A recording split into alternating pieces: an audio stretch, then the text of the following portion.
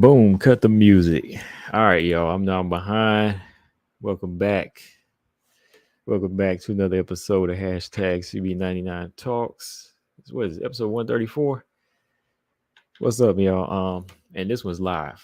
I'm live. I'm really here live because if it wasn't, I could have went on and played it. But no, I'm really here. I said, let's cut this music and go ahead and get to chatting, man. I had to get this workout in. Next thing I know, hour later, and it is 8:30. Shoot, hey, I had to get it in, man. I had to get this workout in. It was like 94 out. Still, don't matter, man. Still got to get it in. Let's see. Oh man, let me see this comment section. I ain't messing with y'all right now. I'm gonna go ahead and get into this, man. Yeah, we live today, man. We live. Because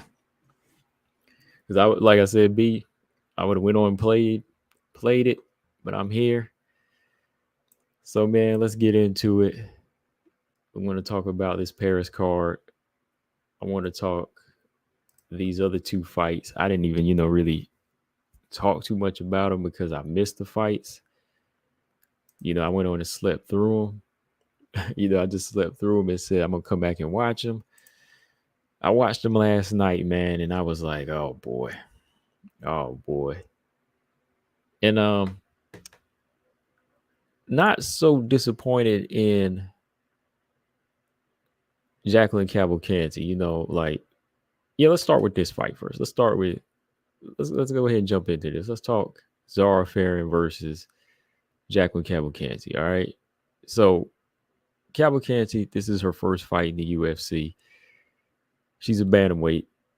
She was fighting this fight at a catchweight, right? So to me, all right, she's got the jitters, but she still came in and performed. She still won the fight. She did what she should have done to win the fight.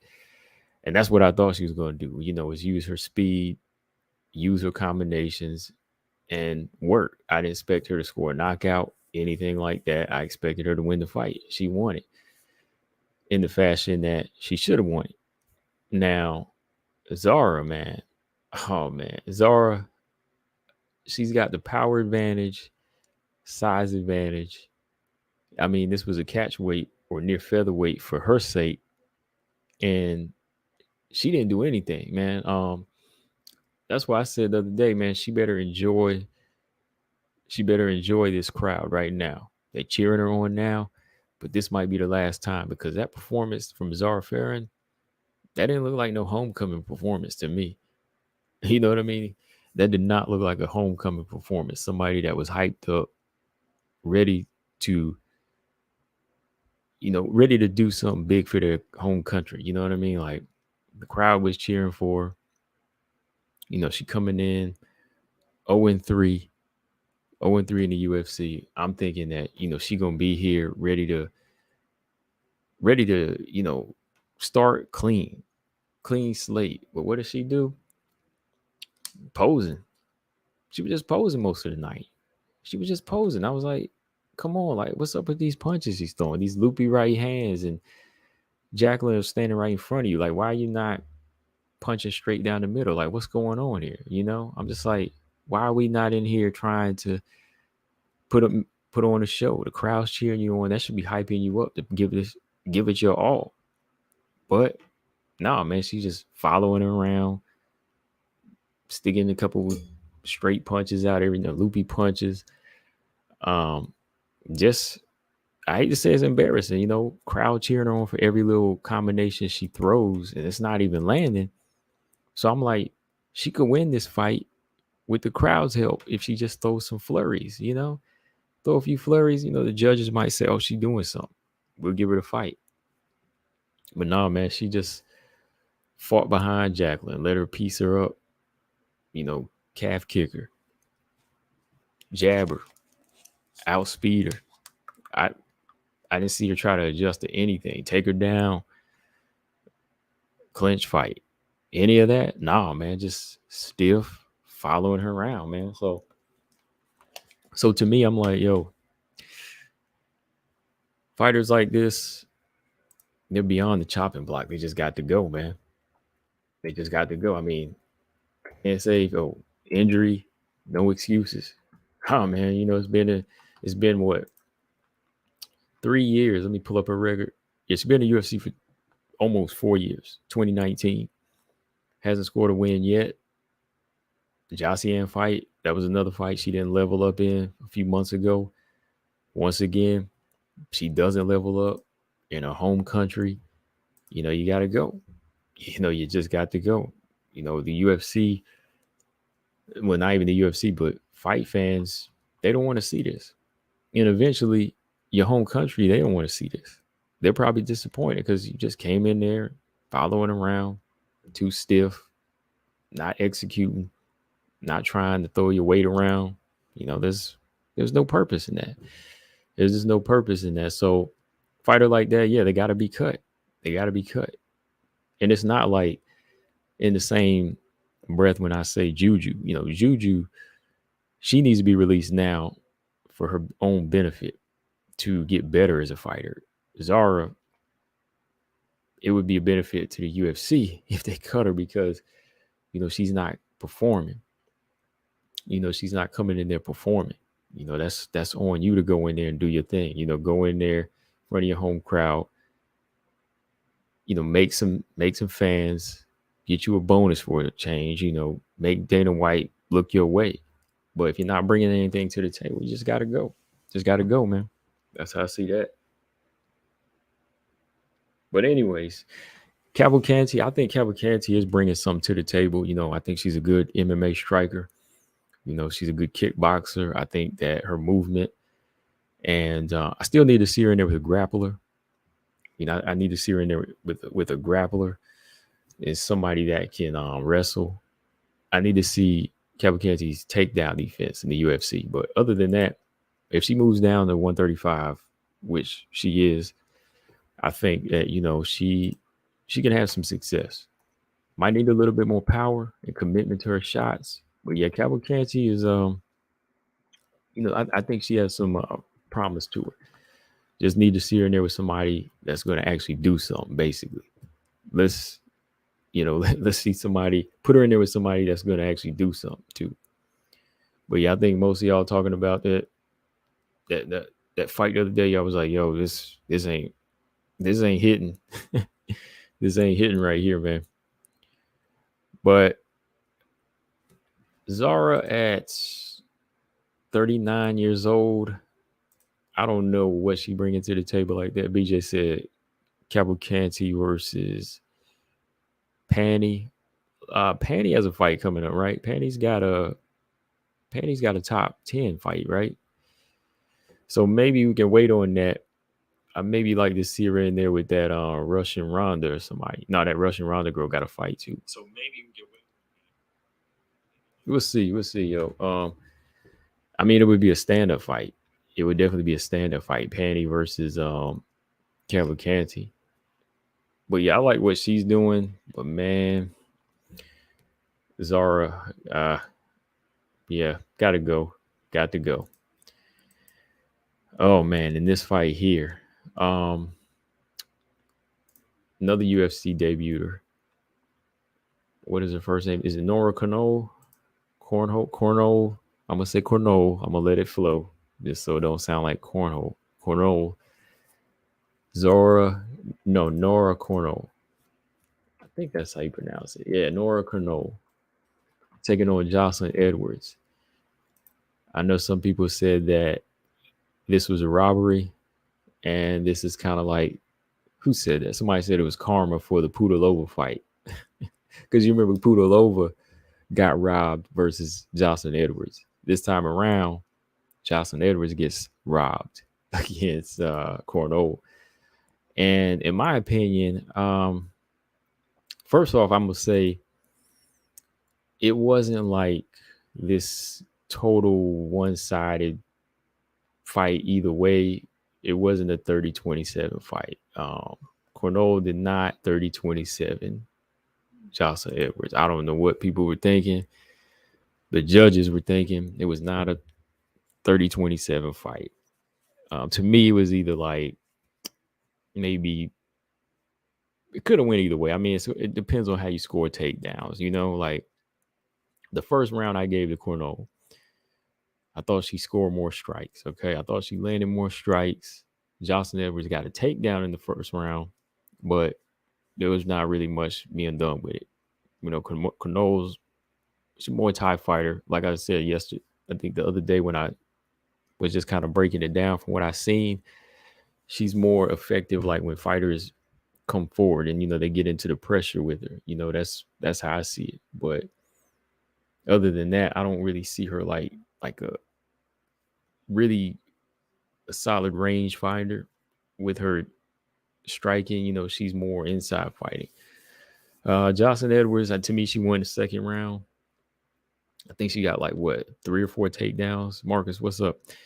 I think she got like 3 or 4 takedowns in the second round. So hands down, I mean, got to give her that round. She out grappled her. Not a lot of strikes landed, but yeah, she grappled. She showed another level. The third round, I thought Joselyne was taking a lot of punches. She took a few punches, got another takedown. I think she got like 5 out of 7 takedowns in this fight.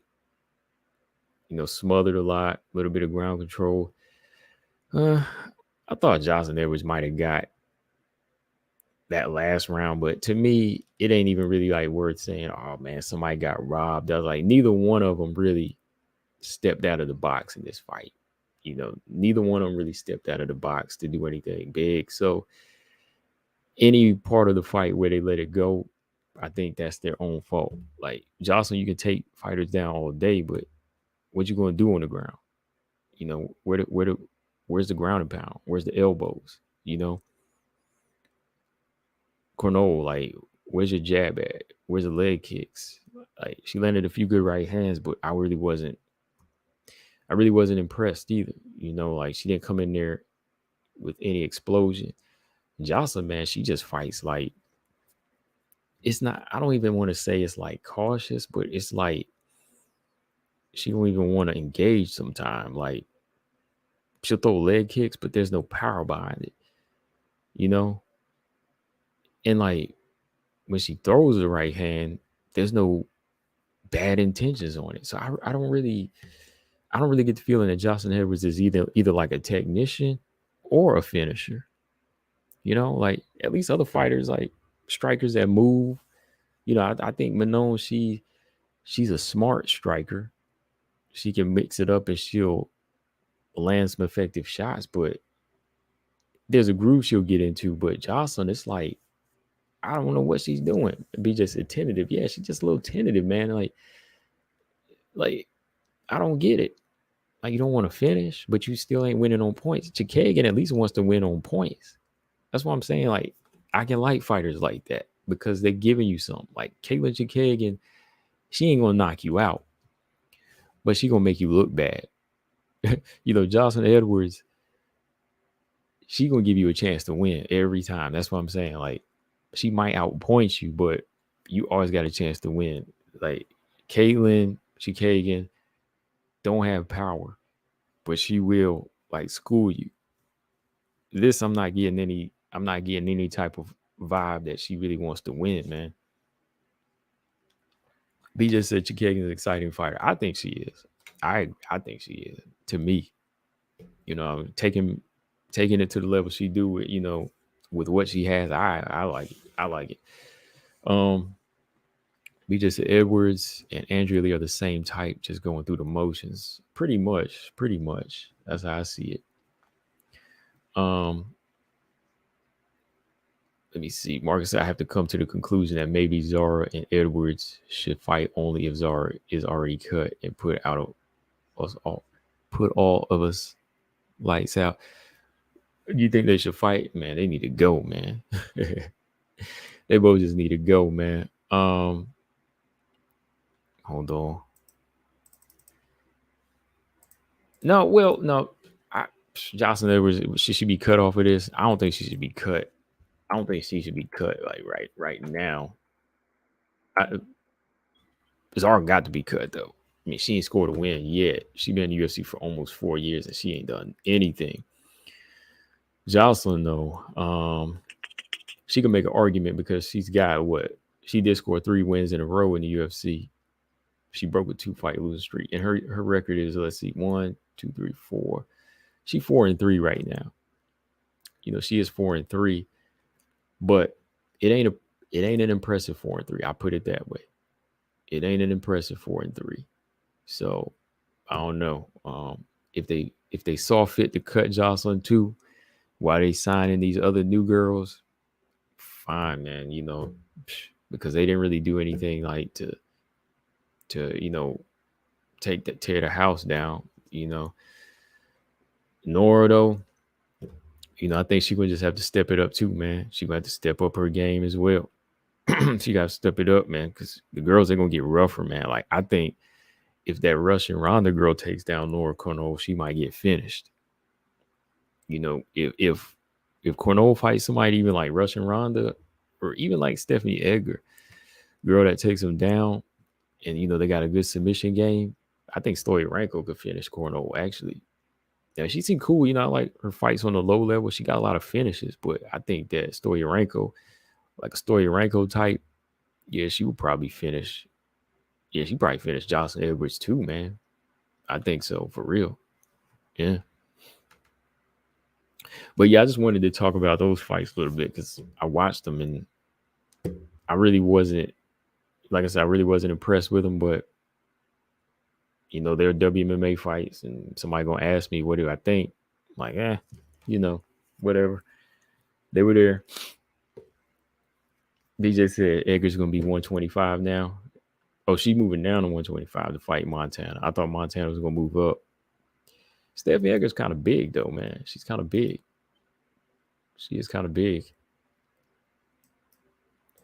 But yeah, let's jump into let's talk the co-main, man. Let's got a few things I want to discuss on, and not just like the particular fight, but what we're gonna do moving forward from here. So yeah, Manon Fiorot, she got the victory over Rose. Decision, like I said, competitive decision. That's what I call. When it came down to it, I didn't really see knockout on my mind, like, especially for Rose. A lot of y'all were saying Rose gonna get this TKO win. I'm like, all right. I'm like, okay. Like, anything's possible, but I wouldn't put money on that.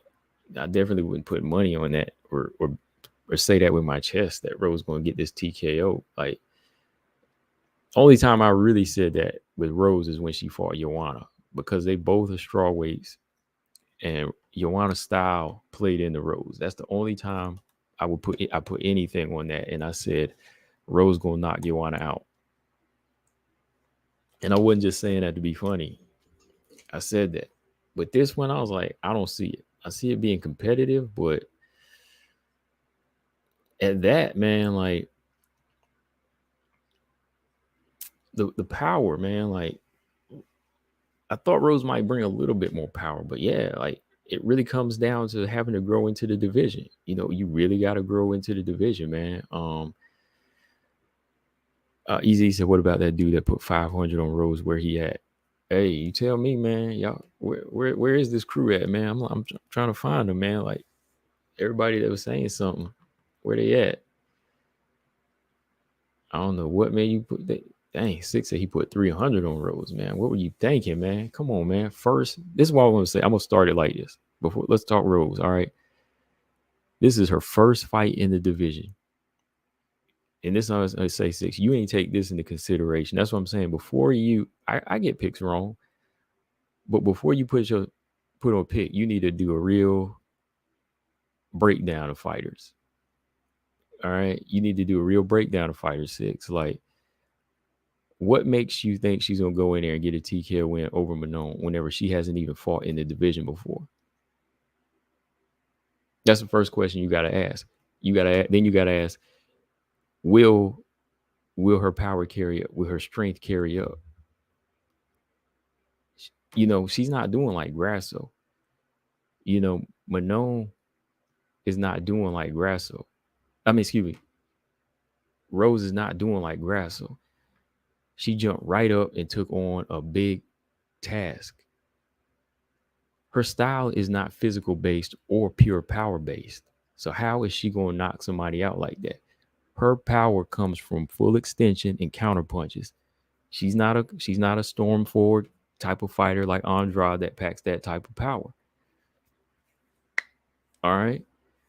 That's why when I thought about it, when BJ asked me my honest pick, I said it's going to be competitive because the footwork is a big key in here. Rose's fight is footwork. It's not pure power. It's not. It's all going to be how she sets it up, and if the power carries up. And none of that really carried up. I mean, she was dragging her feet in this fight. I mean, to me, even before she broke the finger, she already looked like she wasn't really getting into the groove right, and you could already see that Manon moved her with a couple punches. You know what I mean? Like the first right hook that Manon landed kind of moved her.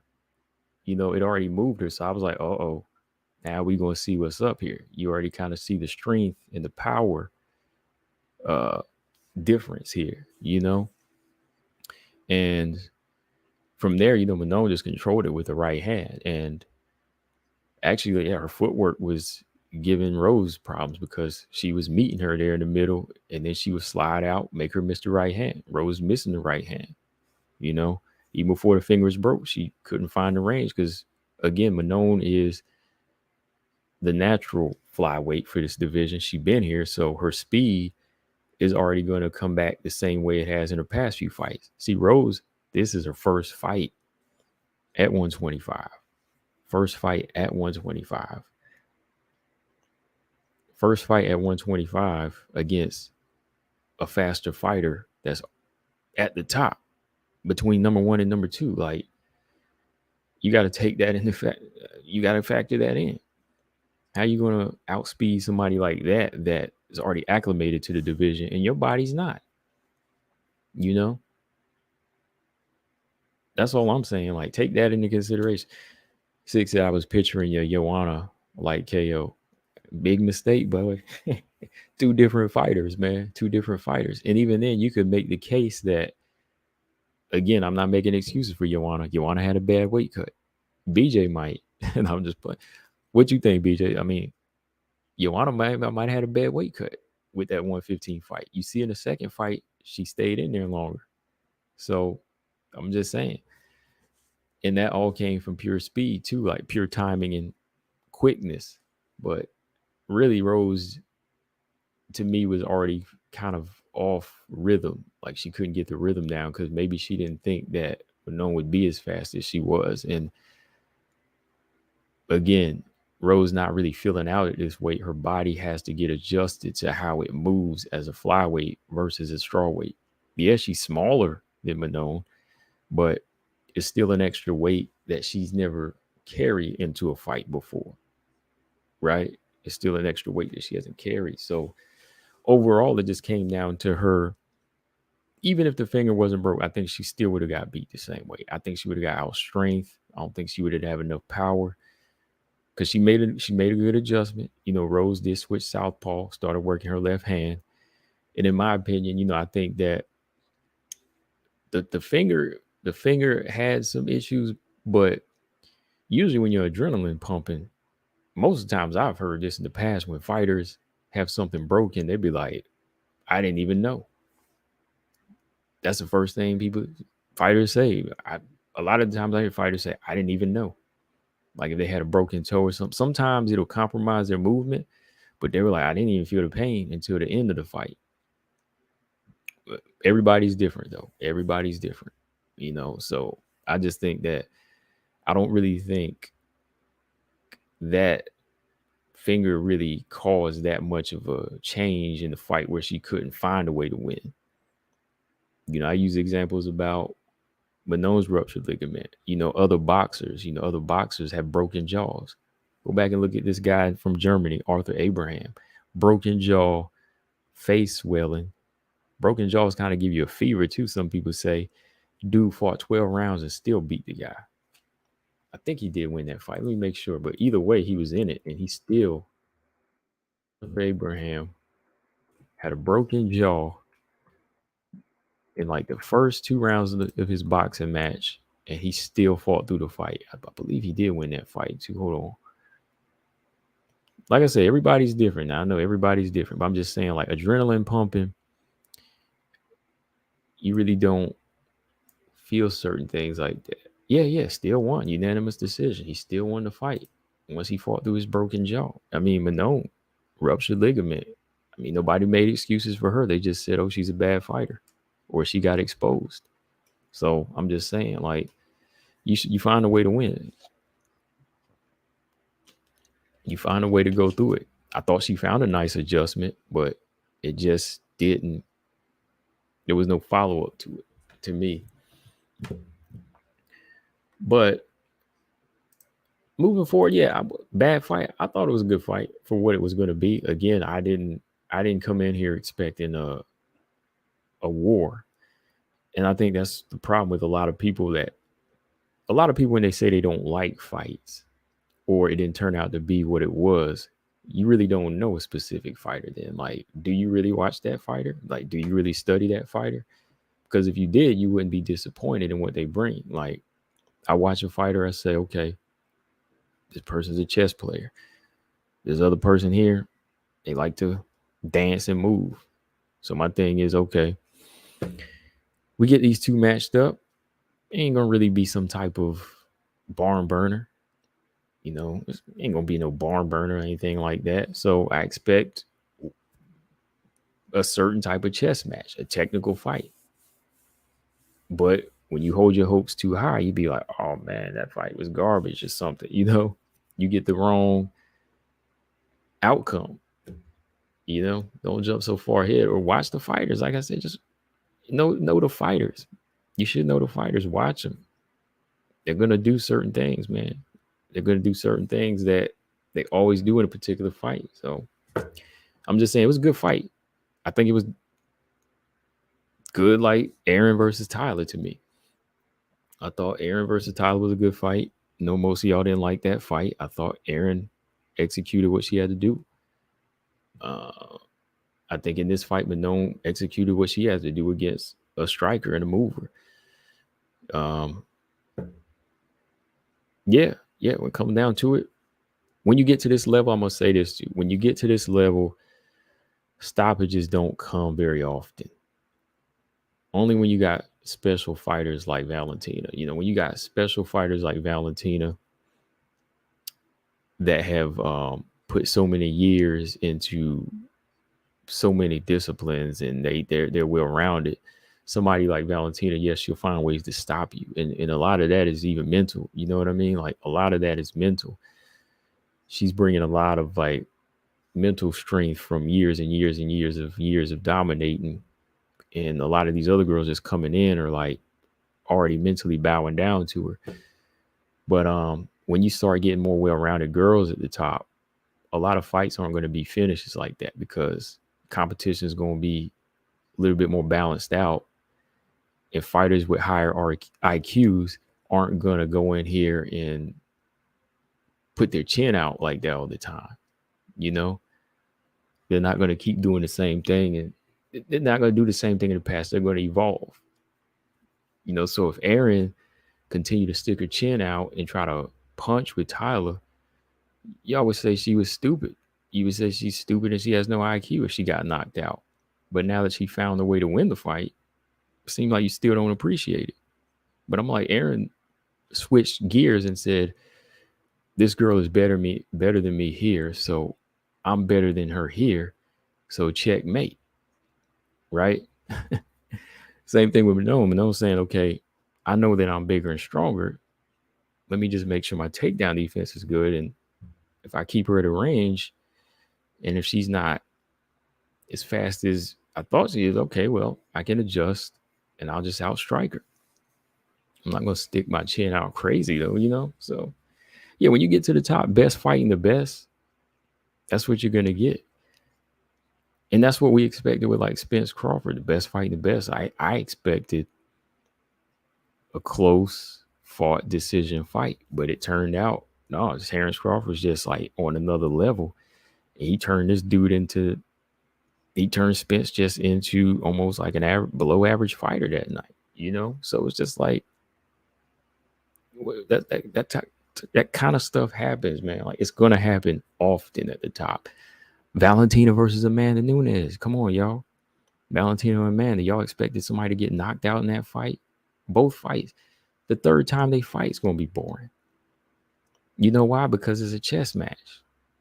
That's what it's gonna be. So I'm not going out here saying, Manon put on a boring fight or a bad fight, or Aaron put on a boring fight. No, they used the skill set. They used the skill set that was best at the time. That's just what it is. So, hey, I accept that. Let me look through some comments here. BJ said, even though Aaron switched gears, she still stayed in there on the feet. Yeah. I mean, she just switched the gear a little bit. She didn't want to stay on the outside and punch, do anything crazy. Robot Chicken said Rose needs to call Mike Dose and move back down to 115. Now let's talk about that too. I'm glad you brought that up. We're gonna talk 115 in a minute. Let me just look at some comments here. BJ said, oh yeah, I read that. Sink said Manon didn't try to really grapple with Rose either. Interesting decision on her part.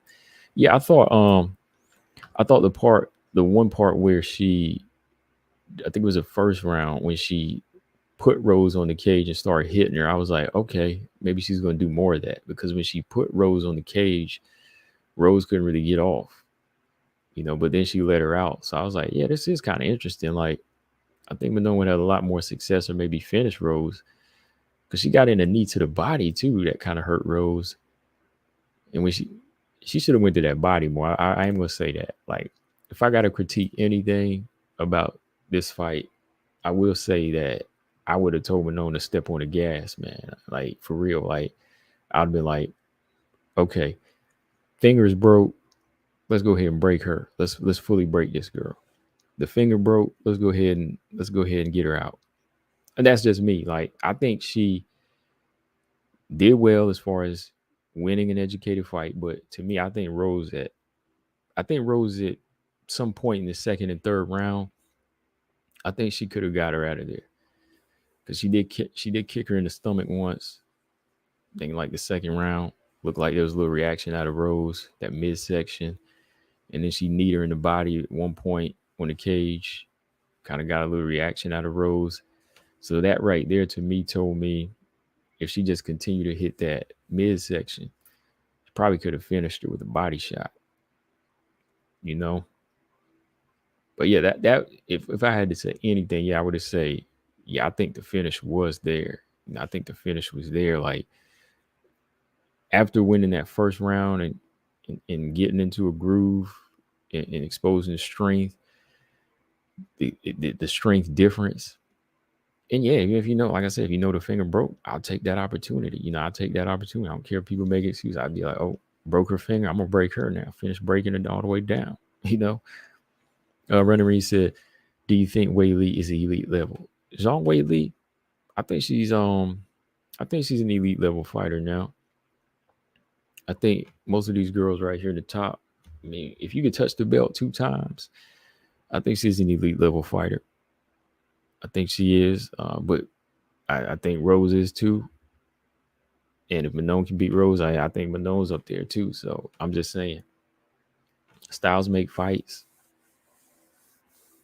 And I think that if you can go in there and beat somebody at that level, and you go on a nice little win streak, it puts you in that level though. But yeah, I think Wei Li is.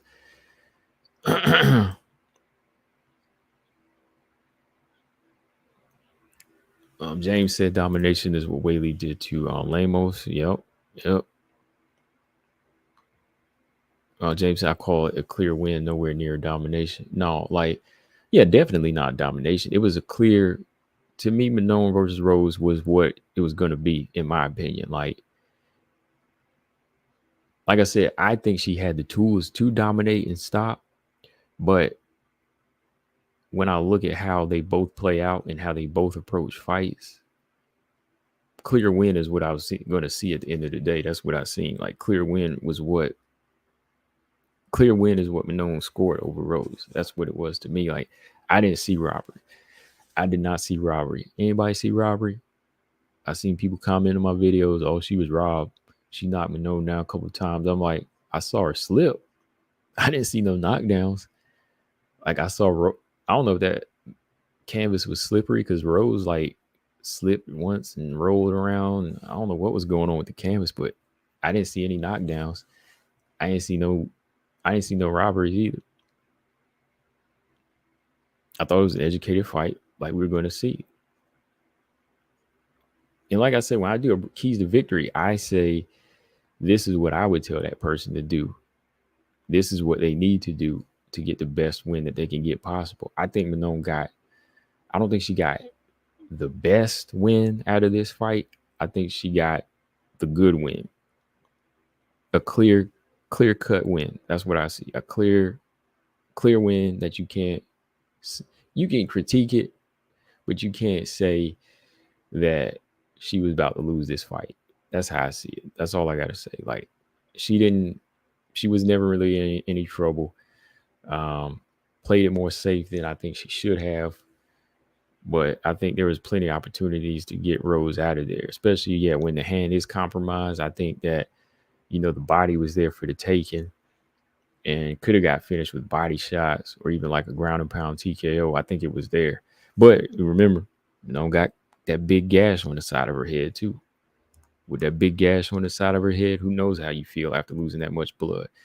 It wasn't in her face, but it looked like she had a red mutton chop sideburn, right? Every time, even the next round when they cleaned it up, like every time you turn around, you see that big sideburn of blood on the side of her face, So how does that make a person feel? You got one with a broken finger, you got one with a big gash on the side of her head. Somebody's going to slow down in the fight. You know what I mean? But yeah, what else we got? Anybody want? Let me see. Anybody want to? BJ need to call in. BJ want to say anything? Do I got any smoke for BJ? No, I got no smoke for BJ. I ain't got no smoke for him. Lighten Dog said, "Don't broken fingers swell. They can swell. Your jam fingers will swell, dislocate, not necessarily dislocate, but if your finger gets jammed sometime and it's only getting broke, it can swell.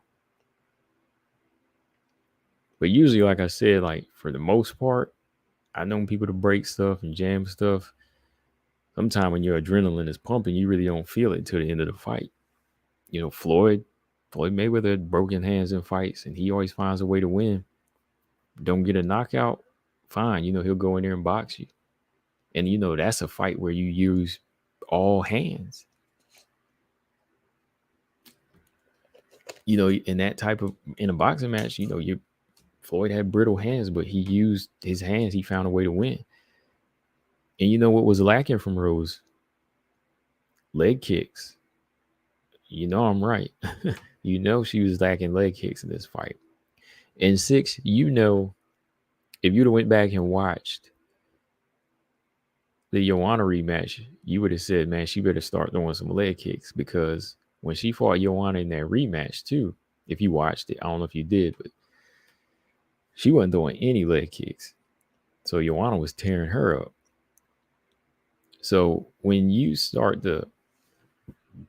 when you're compromised, or you have a broken hand, a broken finger, maybe you need to start throwing more kicks or more leg kicks. That's another reason I think she kind of fell behind in this fight. So BJ said fight should have been Joanna versus Manon. Where is well, I know where Joanna is. I'm just playing. I was just starting to say, where is she? Nah, I know where she is. She chilling.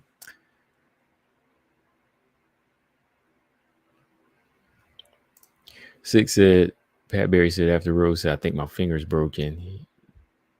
He said you don't need the finger. Wow.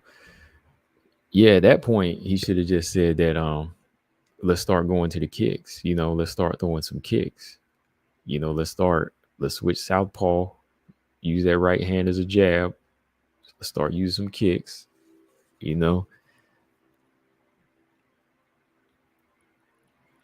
I'm trying to think. There's one fight where he was saying don't worry about kicks. Was this the one? Was there a fight that he said that in? It seemed like I heard Pat Barry tell her not to use kicks one time. Was it this fight? Saying these fights are running together. That's what I'm saying. Like, somebody breaks something, man, you just tell them, hey, we got it. Hey, we gonna keep fighting though. Don't worry about it. If it's broke, hey, we're gonna find some way to win. Let's start getting takedowns. Let's start chopping. Let's start chopping Manon's leg down. Let's start chopping her leg down. She got a long torso. Let's start kicking her in the body a little bit. She's not going to take us down. So I'm just saying, I'm just looking on this side now. I'm just looking on her side, Rose's side, and saying what she could do. Start kicking that body. Let's see what we got here. 6, I thought Pat Perry would have a good plan for Rose. Maybe when that finger got broke, maybe it all went to, it just went downhill from there. James Perez said, yo, combo, I gave credit for Manon's win, but honestly, what was up with that extra moving around the third round? It was like, I got this. Let me just move around and run a little bit to secure the win. Like I said, it probably came down to the blood, man. Like the big gash on her head. You never know how a fighter feels. It could have been a loss of blood at that point to just say, I know I got 2 rounds. Let me go ahead and not risk it. You know what I mean? Like, that's what I see. Like, I take that as a factor. The blood, it wasn't in her eyes, of course, but maybe she felt some type of way because that was a lot of blood she was losing. That's by the head too. So maybe that was just a point where she said, let's secure the win.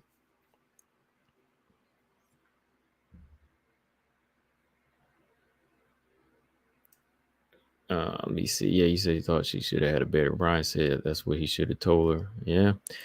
Easy said Manon wasn't falling for those kicks either. She kept her hands where they were supposed to be. Manon blocked all those kicks. Yeah, that's like number one I said too, man. Like, keeping her hands up. She blocked a few of them, parried a few of them kicks. I was like, that's what you got to do. 6 said he does intermediate fasting. Yeah, I did a fast the other day, man, about 24 hours. I'm gonna try to do one a week for right now, just to get used to it. Cause I work out and run too, so I'm like, I gotta have some energy, but I'll try to up it to 2, maybe twice a week. We'll see. I'm gonna try to get on my at least 1 day a week. BJ said Manon need to learn how to switch. Manon need to learn how to switch stances. She's so ineffective when her and her opponent are in a split stance. Yeah, it's not for everybody though. Switching stances ain't for everybody. I think it would be. Well, she started off as orthodox too. She started off as an orthodox fighter too. That's why I'm like, why she should, switch stances a little bit. Like, now that I think about it, like, very first fight, I believe she was orthodox. So if she switched, man, or just committed to throwing a straight left hand a little bit more, I think it would be effective.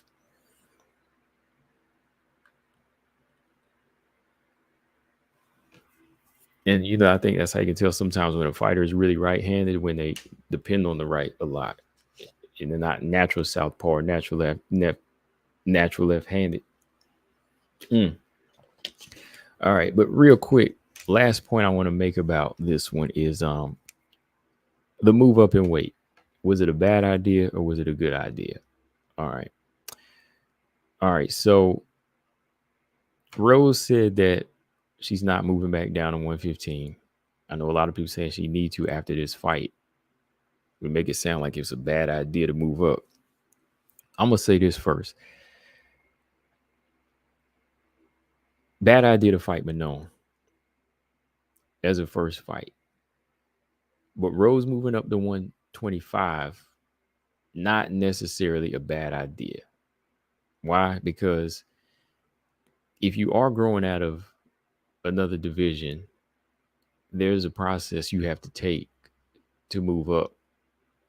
Every now and then there's a special case with certain fighters that have all around skills, natural abilities, speed and athleticism just off the chart, but they can just move up and they right in there with the best fighters. But somebody like Rose, I think, probably needed to take the Alexa Grasso approach, right? Even though Grasso wasn't like a champion.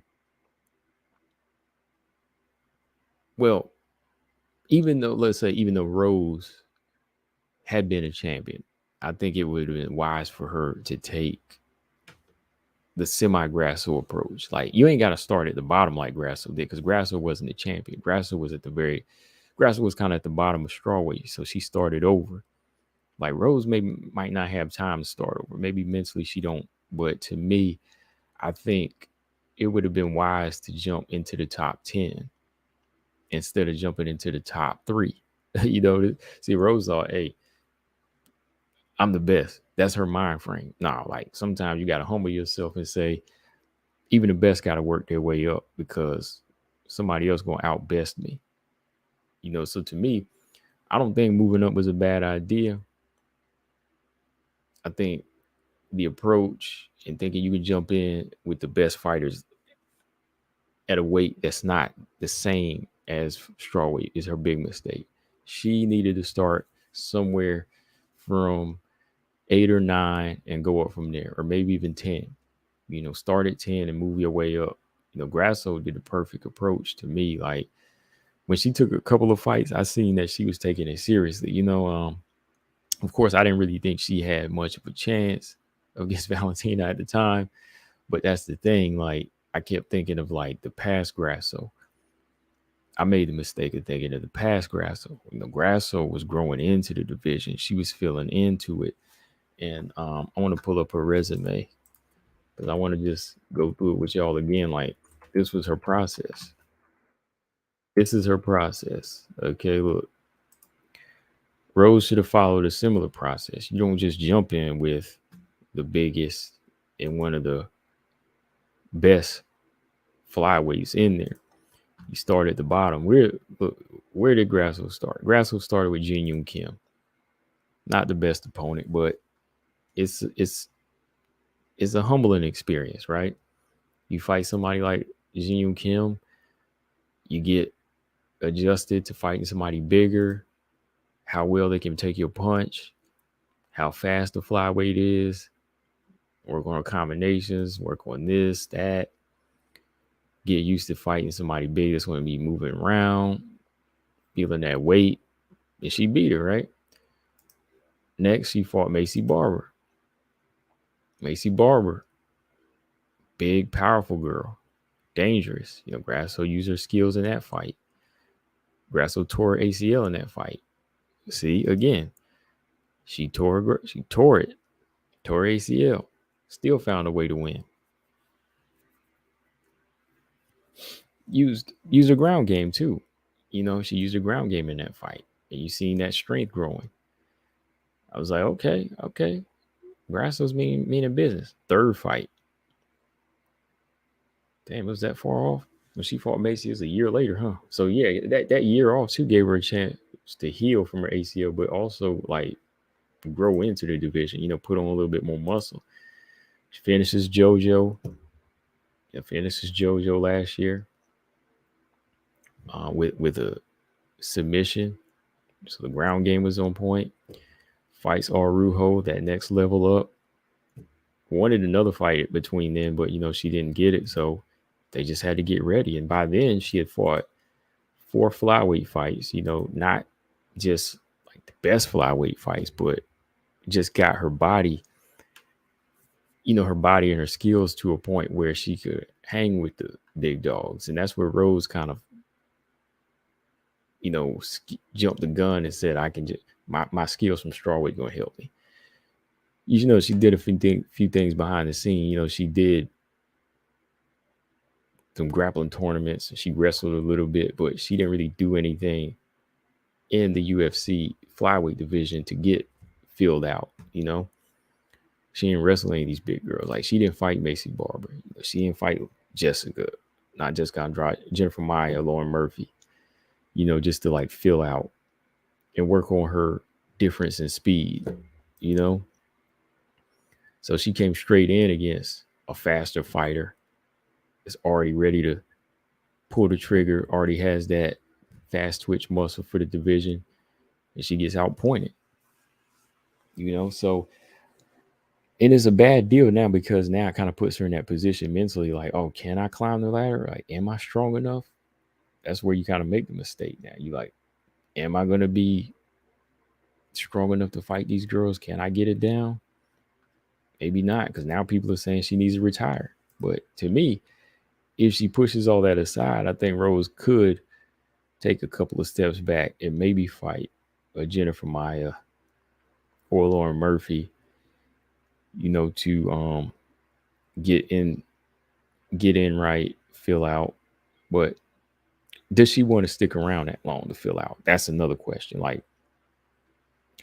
Grasso was never champion at strawweight, so and she was a little bit younger when she was coming up, because let me see, Grasso's 30 now, right? So Grasso came into the division at about 27, 28, so she hadn't really like been in those realms as long as Rose. So Rose might not want to put in the work anymore.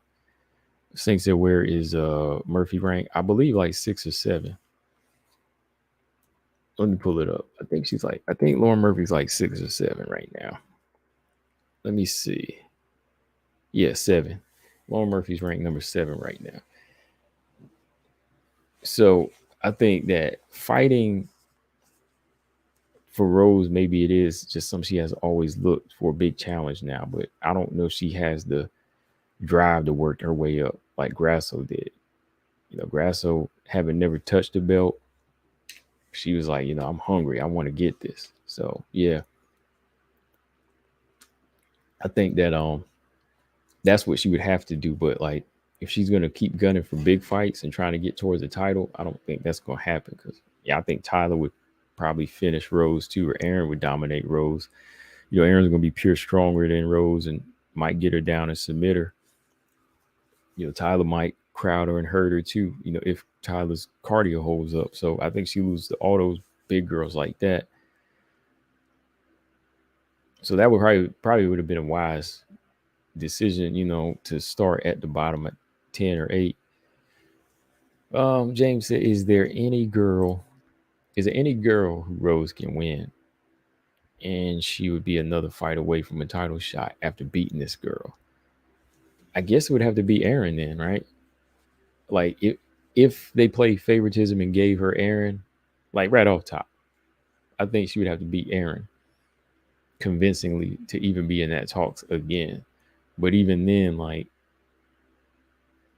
everybody would know, like, if Valentina beat Grasso, Rose ain't beating no Valentina. Rose is not beating no Valentina. Even if she beat Aaron, like, she ain't beating no Valentina. So I think she would have to do something very convincing to get back into that position. Like, that's what I'm saying. That's just like a scenario, like a what if scenario. Like, if she did beat Aaron, she would have to do some other things that's impressive. Yeah. Easy said Rose would definitely beat Jaqueline. I wouldn't say that. I don't know about that. Ain't no definite in there. Ain't no definite in there. I don't think that's a definite. She might, but she definitely ain't beating Jaqueline. There's no definite there. Gabby says Rose fight Andrade again at 125. I really wouldn't want to see that fight anymore, especially if the outcome of this Mackenzie Dern Jessica Andrade fight turns out to be what I think it might. Y'all see Mackenzie Dern, right? Y'all sent me that. Marcus Bell, BJ, y'all sent me that footage of Henry Cejudo training Mackenzie Dern. Yeah, if Mackenzie Dern get that wrestling right, man, she might be taking Andrade down, putting another loss on her resume. So maybe like 2 years ago, I would like to see that Andrade rematch with Rose or rubber match, but not anymore. Not even at 125. 6 said Rose is past her prime. Yeah, I think mentally she is a little bit like, I think she has the skills to perform, but not really like hold down a division or even take over a division like that. 6 said Rose would make a lot of girls eat the jab at 125. Yeah, when she finds her timing, she could.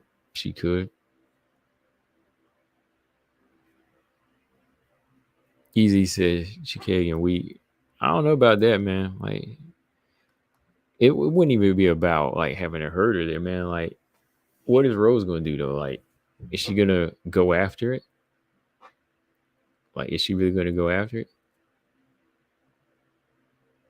Like, Chikagian's going to be moving now. Like, Chikagian's big and she's going to be moving and landing points. Like, if you got to see it like this again, Easy E. Rose ain't no power puncher. Like, she's not like a pressure puncher. She's not going to storm in like Andrade and beat up Chikagian. If that girl is moving and making Rose have to reset constantly, I don't see like Rose going in there like knocking her out or beating her like in this one-sided fight. Like I said, she could win if she gets her timing down, but I don't see her like going in there destroying Chikagian.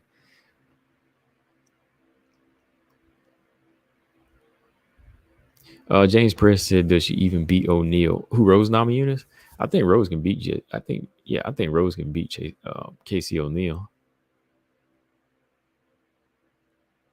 I think Casey O'Neal brings that high-paced style that's more come forward, and that's what Rose likes. You know, she likes somebody that's gonna give her the face like that. You know, they're right there. Like, if she can hold up, let me put it that way. If she can hold up against that type of pressure, then yeah, she would be able to possibly stop her.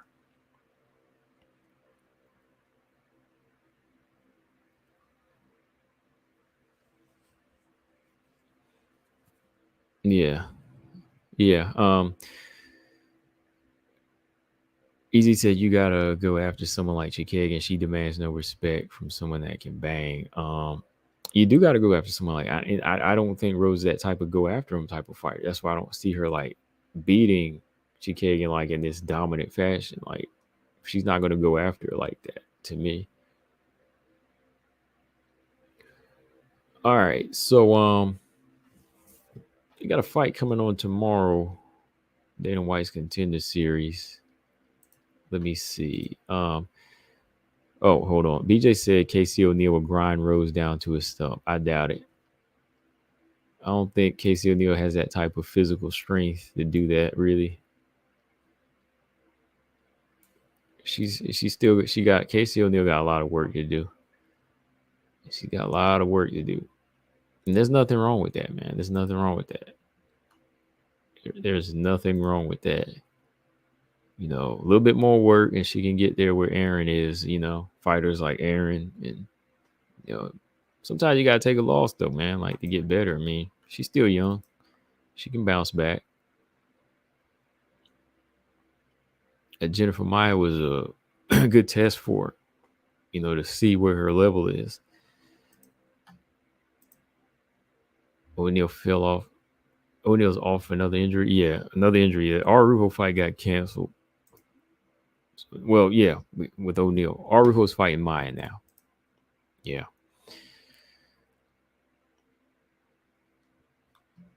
Yeah, that's all it is. Like, Casey O'Neal, I think, yeah, she's got the heart.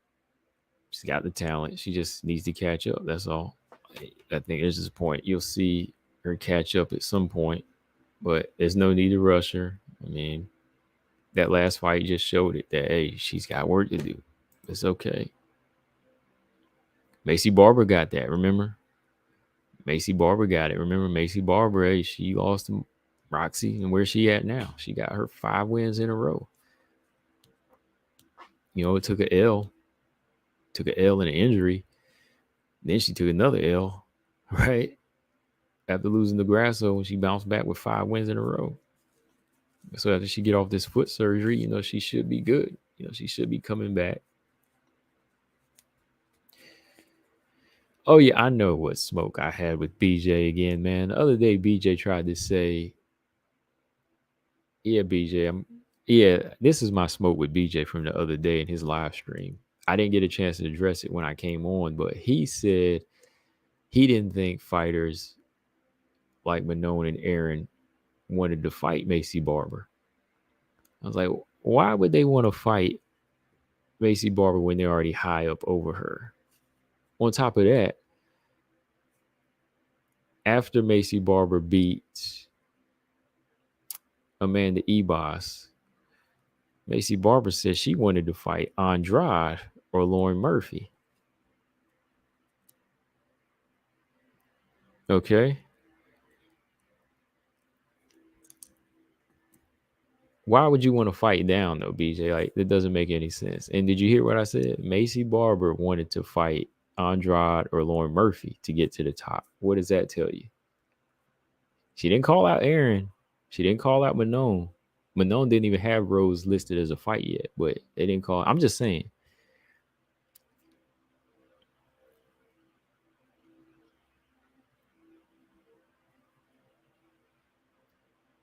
During that time, they weren't always high ranked, though. You know where they were at.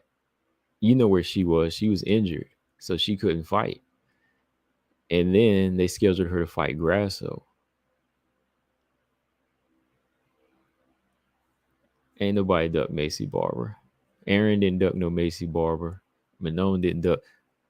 Don't make me put that video up, man, where it says Macy Barber's team didn't want her to fight at Manon.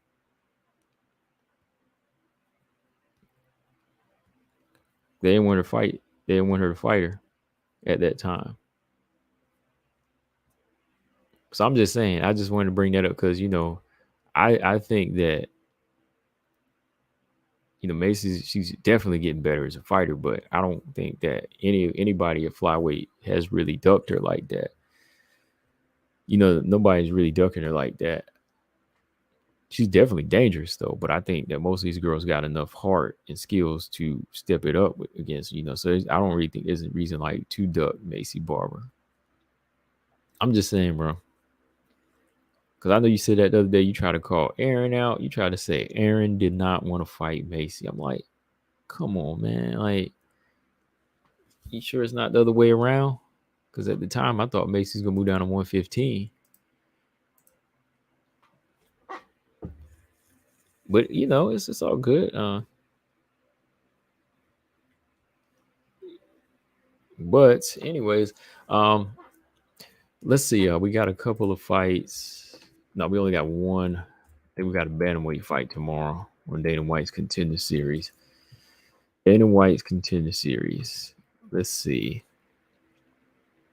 But yeah, I think Rose, she could be successful at 125. Granted, they move up right, fill out right, and that's what I think. But jumping right in against the big dogs, it's rough. It's rough. Gabby says Aaron did confirm she didn't accept the Val fight. She said it was a short notice fight against her. Okay, that makes sense.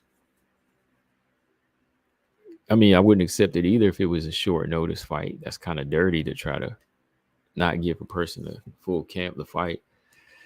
They did that to Marina against Wei Lee. And I was like, yo, Marina Rodriguez did right. You don't take a champion on short notice. Unless they're trying to make you food.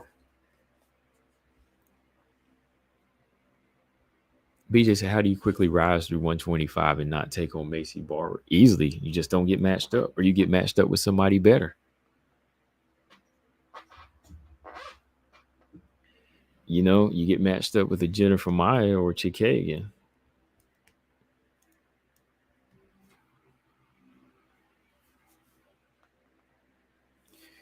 I wonder why Casey O'Neill never got matched up with her. They gave her to Miranda. I thought Miranda won that fight. Miranda, she's got some tough fights though. Like Miranda Maverick, they giving her tough fights. I will say that Miranda's fought Macy, Aaron, Cachoeira, this Jasmine girl, big dirty wrestler, gritty. Yeah, Miranda's fought some tough fighters though. Sometimes I think they see some fighters and they get gimmies, but yeah, I thought Miranda Maverick, she's they've been giving her tough fights though.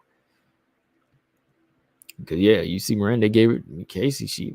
I ain't see Casey O'Neill fight Macy Barber though. Like I never really seen them like acknowledge one another for that, for that spot.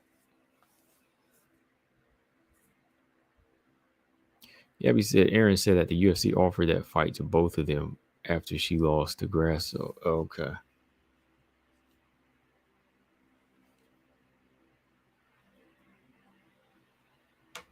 Let me see now. James Perez said, I wouldn't give Santos, if Santos beats her, which is very likely, you should put her back a couple of steps. I think Macy Barber should get good fights to get her to the title if she can get there. That is a good fight to get her there. Actually, I mean, that fight is good, or Lauren Murphy. Because if you think about it, Caitlin Kagan, that could be a bad matchup for her. Like, she could lose a decision, in that fight. I think actually Tyler and Barber, their styles could kind of play into one another where Barber has a better chance, I think. I think Chikagan is a little bit more dangerous in the fact that she's could outpoint you and kind of make you look bad on the feet a little bit, All right, BJ said he's got a dip. He's got a long week ahead. He needs sleep. He said Casey and Macy were trash talking at one point. Oh, okay. But yeah, I think that there's a couple easy fights that could get her to the championship. Macy Barber, like I said, there's a Lauren Murphy fight and a Andrade that she called out. Those are easy paths there. But Tyler, I think that's a good test for it to really put herself in a position because, Tyler needs to fight. Tyler needs to stay busy right now. Tyler needs to stay busy. She got to stay in the mix. Got to get back, into fighting. And I think Barber's a dangerous opponent for her right now. That's what I think. I think Barber is a dangerous opponent. And I think striking wise, Macy could give Barber. I think Macy Barber could give Tyler some problems on the feet. Even at a range, because Barber, she'll let go. Yeah, I agree with that. Easy. He said, I think a real fighter would want to fight everyone and clean out the division the whole way. Too much ducking and dodging these days. Yeah, that's what I'm saying. Like, if I want to see who's the best from Macy, I think Tyler's a good fight right now for her. But if you're thinking in the way like James said, okay, Lauren Murphy, that's too easy. Some might say it is too easy. But if you really want to see her tested and put in a position where she can get a belt or argue that she deserves this title shot, then it would be like a Tyler.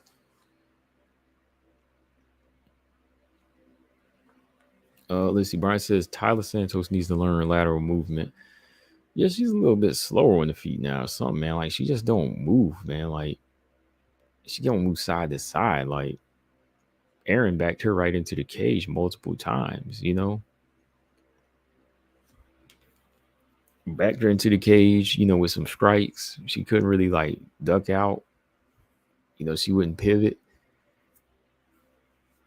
That's why I said, like, possibly, like, if Rose had grown into the division, she might give Tyler problems, but I don't know. But, I don't know if Manon would. I know, like, that lateral movement would give her problems. Grasso could probably give her some issues, too, with some movement like that, because Tyler, after that first round, like, she wasn't doing anything to secure a victory at that point. Tyler had one good round, man. Dang, man, shaking my head at that. Just thinking about it, I'm like, yeah, Tyler had one good round, and then she was just like stuck. Dang, man. He said, I say Barber Maya's a good fight. Yeah, Barber Maya's a good fight. Barber Arujo's a good fight. I think Barber versus Jennifer Maia is better. That's a better test for her. Sink said, if Valentina loses again, do you think she's done, or do you think she'll continue to fight? She might continue to fight. We'll see. It's really hard to tell. Sometimes fighters, they come in ready, and then all of a sudden they laying them gloves in the cage.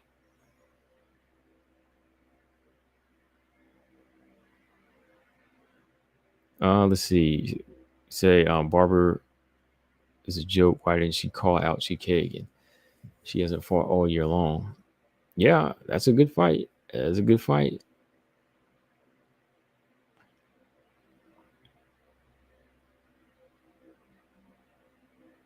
I wonder if Kagan's gonna move up to 135 though, man. I wonder if she's moving back up. I know she mentioned something about that.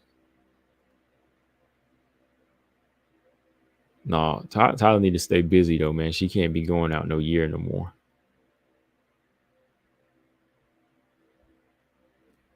Easy said, I don't think Rose expected Manon to move that well. I know that was I know big. I don't think you did either. Easy. She wasn't the only one. Nobody expected her. You know, good on her though, man. Because yeah, like Rose had said something like, "Oh, we know how she moves, or she moves this way and that way, like one particular way," and that was all she said. And she didn't really like give it any other thought. So I think yeah, whenever Manon started like pivoting and stepping in and out like that, making her miss, it was a shocker to her. Marcus Bell says, I think if Macy fights Tyler Santos, Macy Barber would try something similar to what Aaron did on the cage. And I think it might be a little bit more violent because Macy throws a lot of elbows. Macy Barber throws a lot of elbows too. So it could be a very, very dangerous situation. Macy just broke or fractured the orbital bone of Amanda Ebas. Apparently, Amanda is better now because she's fighting. But Tyler Santos has been tenderized over there by the eye. So I don't know, man. Elbows on the inside from Macy Barber, dangerous, man. Runner Reed said, do you think Casey O'Neill is the female version of Sean Strickland when it comes to fighting? I think Sean Strickland has a little bit better boxing. Sean Strickland has better boxing. I think he does move it. Well, he moves his head a little bit, but he can still get knocked out. But I think Casey O'Neill has her own style. I don't really compare them to. I think actually for Casey O'Neill's division, I think she hits a little bit harder or a little bit stiffer. I think Sean can land, but sometimes he pity pass.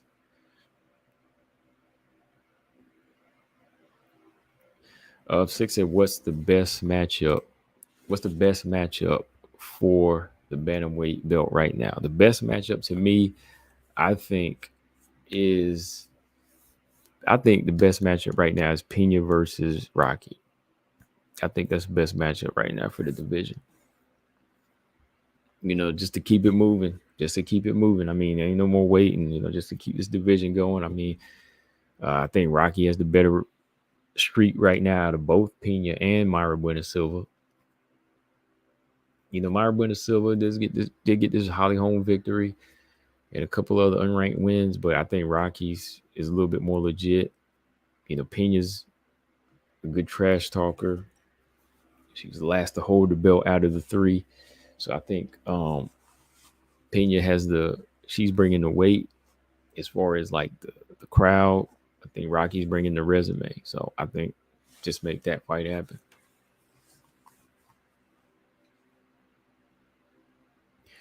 Easy. BJ ain't gonna like as you said that. Gabby said, does Santos go the same pathway as Dominic Reyes? I don't think so.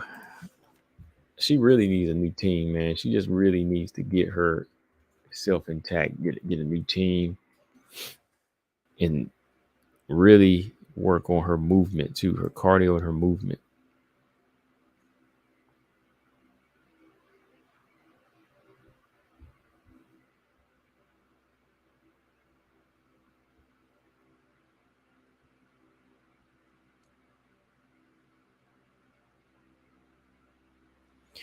James said Tyler Santos was a savage and should have won the title in one fight. After that, Barber can beat her. And yeah, I mean, I think a lot of people are kind of dumping on her the whole about the whole team thing too. I think a lot of people getting their feelings about that, but there's no lying that she needs to work though. Like I don't believe that she's not like what you're saying, like other people are saying, but no, Tyler Santos is still a good fighter, but it's obvious that she's got to work. It's obvious that she's got some things to do, that she's got to change some things up. Just lost his last fight. She was out a year. So there's things in the cage and out the cage that need to be handled if she want to get back on her dominant self, get back to your dominant self. You got to go back in there and do what the fighters like Valentina and Grasso were doing, to get better. It's all about, taking care of your business too. James says, so you guys think Aaron exposed this big thing about Santos? What, this cardio thing? This IQ thing? Like, you tell me, like, why couldn't she figure out what happened in there that night? That's the big question. She had one good round. Why couldn't she figure out what happened at that moment? Let me ask you that. Something got it. Looked like something might have got exposed, James. I'm just saying, like, everybody's saying that Aaron was doing was just one simple thing. Why could Tyler not break that one simple thing? You tell me what was exposed that night. And it ain't nothing bad. Fighters get exposed all the time. That's just saying when a fighter gets exposed, that means they got to work on something. As a whole, I mean, not always saying the fighters getting exposed as like a whole as a bad fighter. I mean, if you get exposed in something, that's just saying, okay, this person needs to work on this thing so it don't happen again.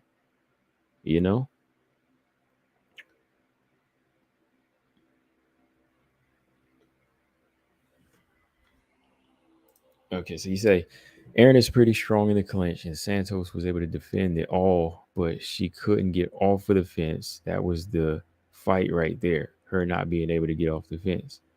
Right. So, what would you say she needed to do?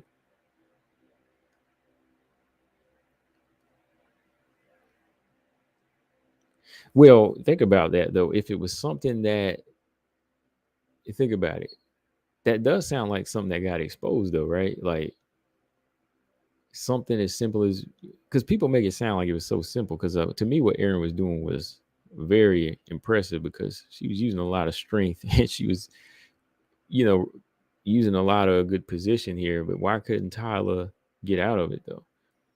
So something did, something had got exposed.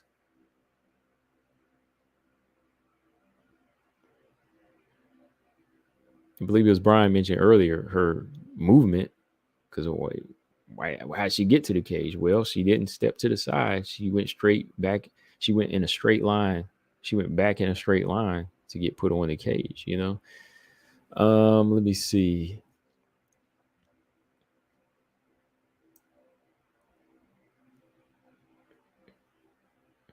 Yeah, because when you work on things, you're working on certain things that could be exposed.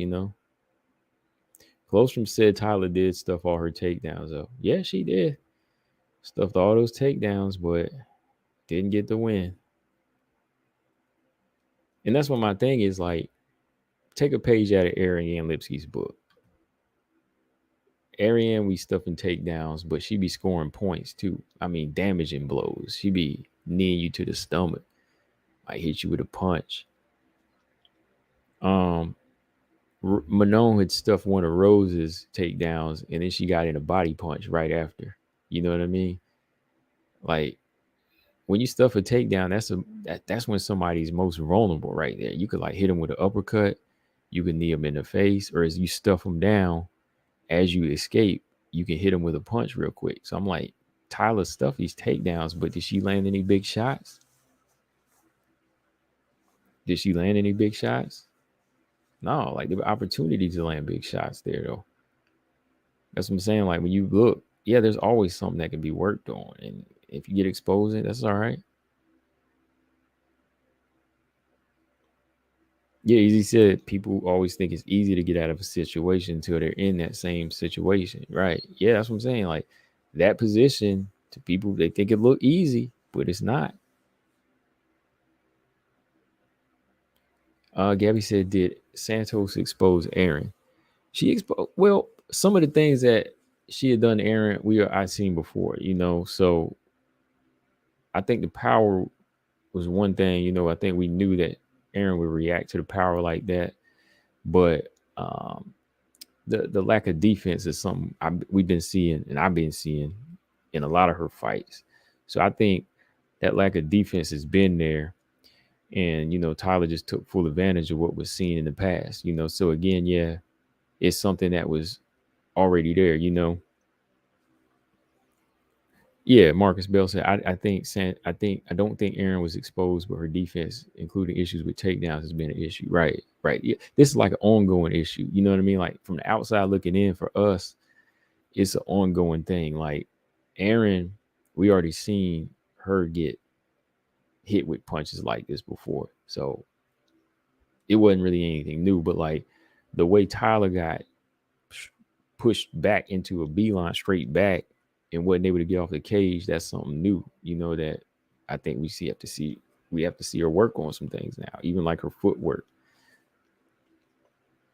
overcommitting to punches.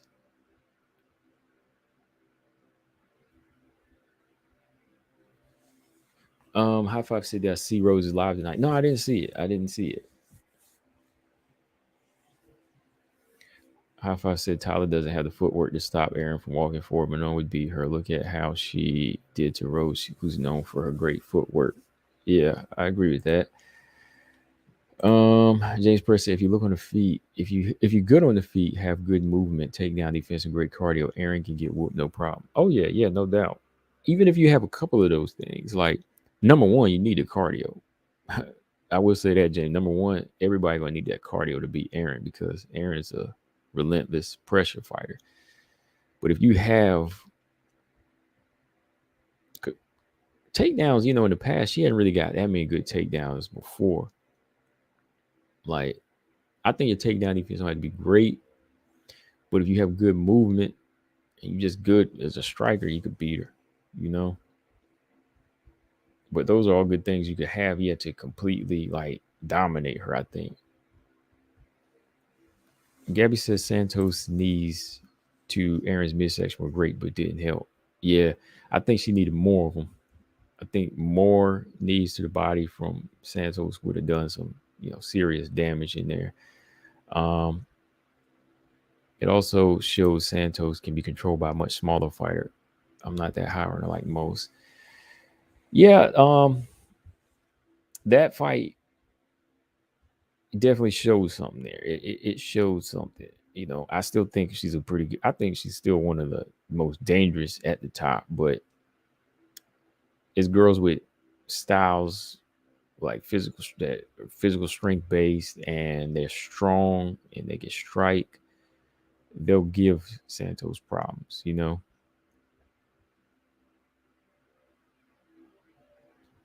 Yeah, yeah. Brian said uppercuts too. Okay, uppercuts too. Uppercuts, man. Like when a fighter dives in, uppercuts are good. That'd be your best friend.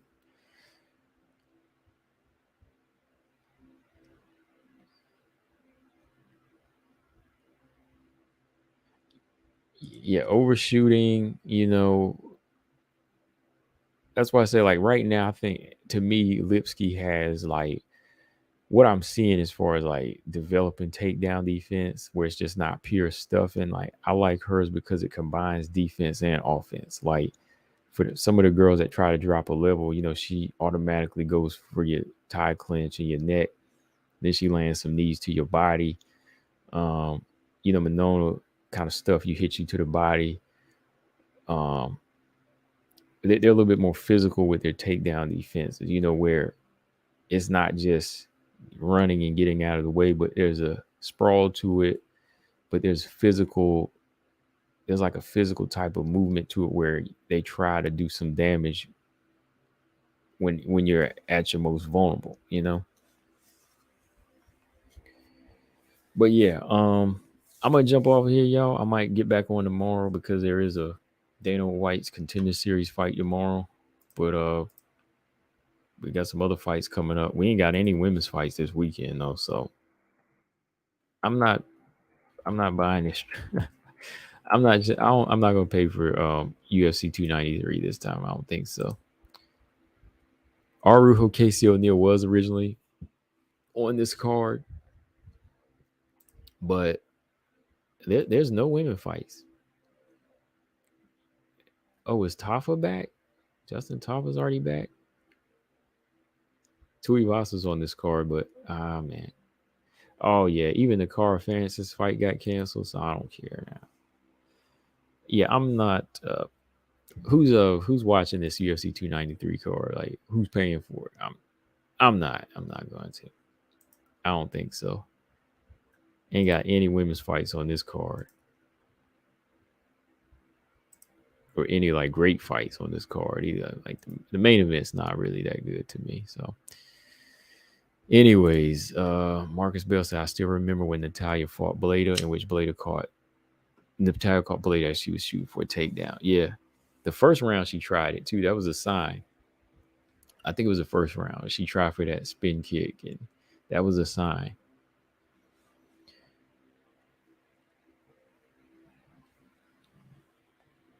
Santos, yeah, Santos is not a bum. No, she's not a bum. Definitely not. Nobody gets to the top like that and be called a bum. No. Yeah, okay, yeah, nobody's getting this card. Yeah, I'm not getting this card. I'm not. So don't expect me to get on and call this card because there's nothing I'm gonna call on here. Nobody on here wants me to call any fights on this card. So, with that being said, looking at the week after, now that card is a UFC Fight Night card. It's a free card, but it looks way better. The Grasso Shevchenko card looks way better. I mean, maybe because I'm a women's MMA fan, but for the price, it's a good card. Free. Yeah, you got all the women's fights are on the prelims, aside from the main event. Lupi, Elise Reed, Yasmin Lucindo, and Josephine Knudsen, Tracy Cortez, and Jasmine. I don't know, man. Josephine Knudsen, they're giving her a tough fight for the first go round. I don't know if she's gonna win this. Oof, man. Yasmin Lucindo is a kind of a beast. I know Josephine's a good fighter. That's not a good first fight into the UFC. I mean, that's a dangerous fight. They're kind of doing her like they did Bleda, giving her Natalia Silva. You know. Yeah, we said, what's next for the newcomers at 135? Well, better start showing up and showing out. They gotta show something. Jaqueline Cavalcanti, I think she could fight somebody like Jaqueline Cavalcanti could fight. Might be too soon for like a Joselyne Nunes. Cavalcanti. Who are some unranked bantamweights right now? Lisboa's matched up with someone already. Colossus said, Lucindo Lupi, that would have been a better matchup. And Reed Knudsen, that's a better matchup. Elise Reed is a much more safer / somewhat good competitive fight for Knudsen. Like that fight, I don't think she could make it out, win or lose, and be fine. I think Yasmin Lucindo, man, like that girl kind of comes in trying to destroy dreams. You know what I mean? Like her and Denise Gomes, they're destroying dreams right now. So I think Elise Reed would have been a better matchup for Josephine Knudsen. When they announced it, Lucindo, I was like, oh man, I don't know about that. I mean, Knudsen is strong. She's a good striker, but I think Lucindo has been showing all levels so far. She's been showing me something I didn't know she was going to be bringing, but I like it.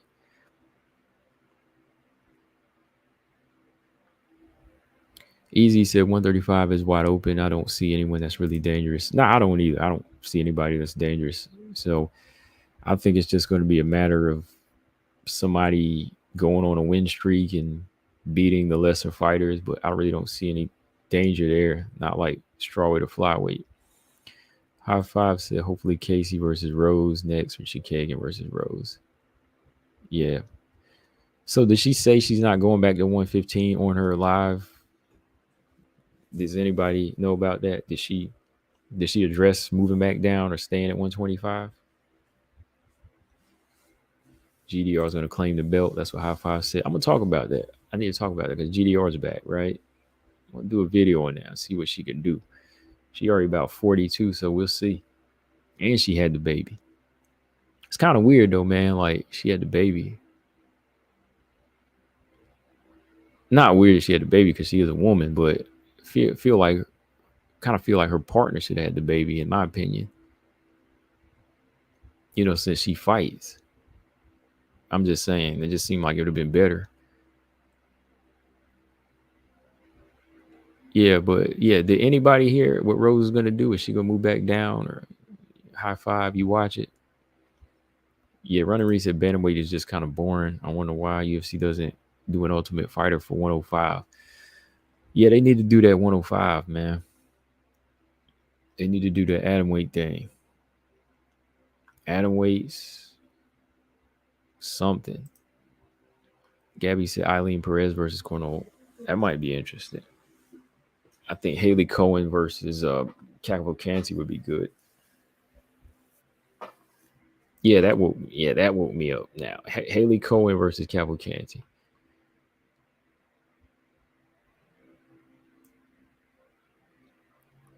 Yeah, 135 used to be the division for sure. Yeah, I used to watch that division all the time.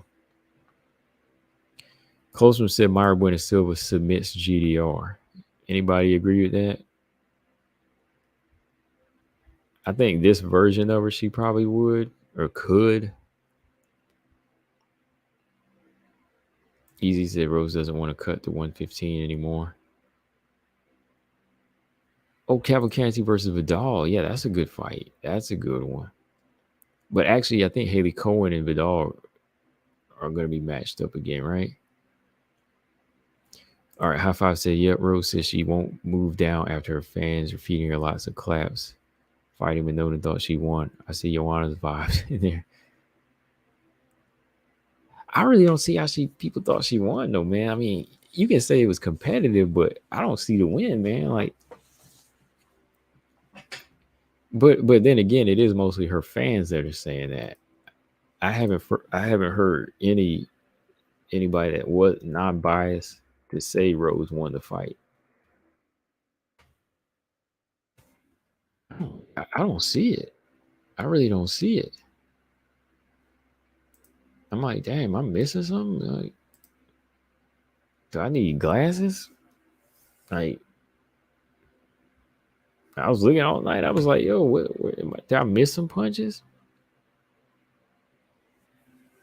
Wait, Six said Rose stated that Manon called her out, and that's why she took the fight.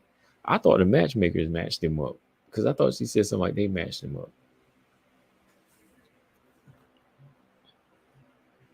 Yeah, I'm a fan of her style, like how she moves and everything, but I didn't think she won that fight.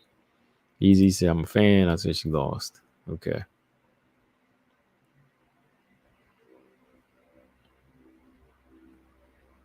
With a good finger, she probably could have beat her. I don't know, man. It's like if you broke your ankle in the fight or something, I think that would, or you hurt your knee, I think that would be kind of harder to win by. But like a broken finger.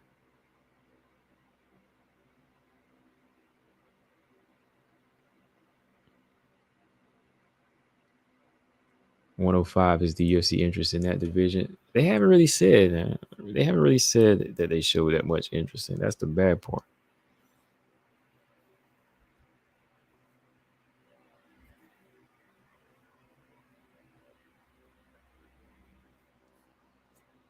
Yeah, I remember. Yeah, I remember Manon did call her out and say she would welcome her to the division, but I thought at first they were just like, yo, are they gonna make this fight or what?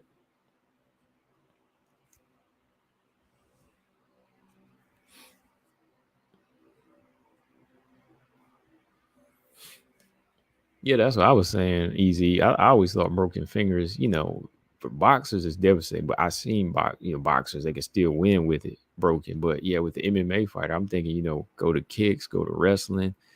This stuff happens a lot. So to me, I just thought that it wasn't a complete deal breaker for her to lose. To it wasn't a complete deal breaker for her not to win the fight off of a broken finger. To me.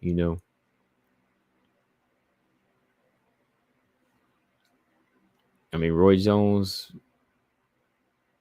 broke his right hand against Bernard Hopkins back in the day and won it with one fight, won it with one hand, adrenaline pumping. He said, like he said in the song, he said right hand was broke, beat Hopkins with the left hand, and still threw the right hand.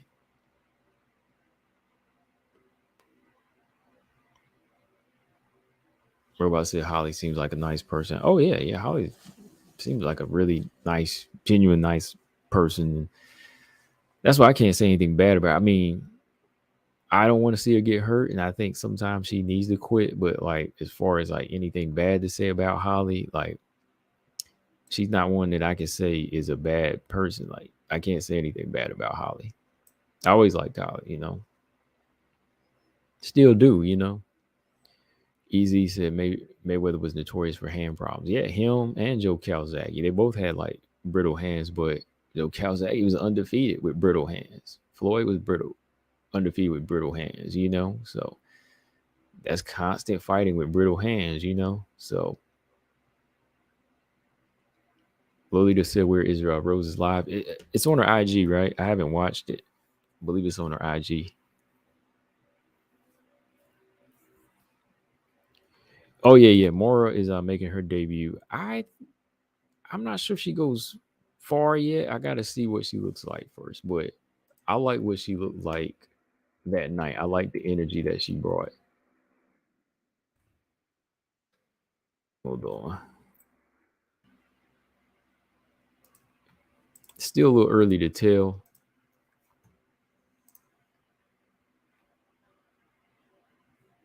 She was gonna get her contract though because she went straight in and went for the finish. She went straight in for the finish. Dana White, he likes that. She finished the undefeated fighter too that night at the Contender Series. So, I think that if she's got levels to her and she grows, hopefully she's gonna be part of the new top 15 at some point, man. I think her and Josephine are pretty good fighters, though. Edward Morrow is going to be fighting like a newcomer too, right? They're giving her a newcomer. She's fighting like some new girl from I think Korea. She fighting a Korean fighter that's making her debut.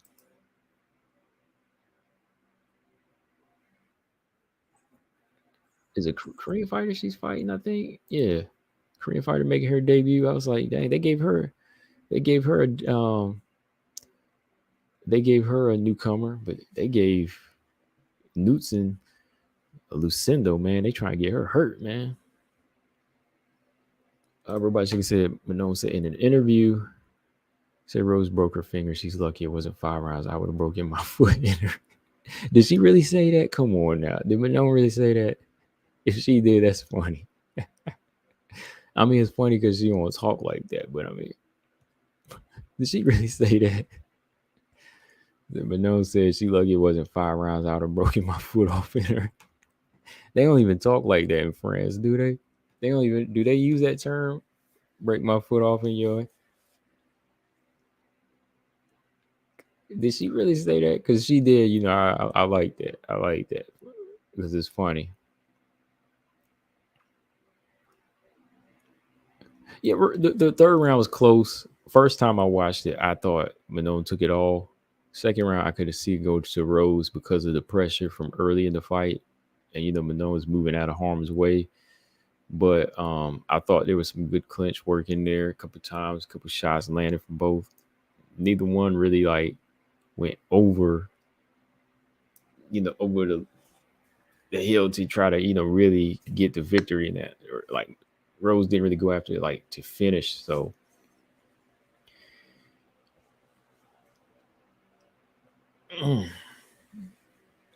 Yeah. That's what I was saying earlier, James. Yes, you got to take the Grasso approach. You got to take the Grasso approach. I think the Crawford approach, the Terrence Crawford approach. Like when he moved up to 147, there was a process to it, right? There was a whole process to it, and he got his victory over Spence. By because Bud said it. No. Bomac said it. Bomac said that Arrow's making a mistake letting us grow into this division. No, they knew what they were doing. They had no intention on fighting Arrow until they grew into the division.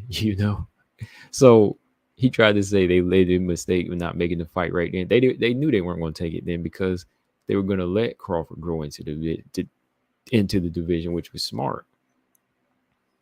The fights he fought weren't like great fights, of course, but they built him up and he filled his body out.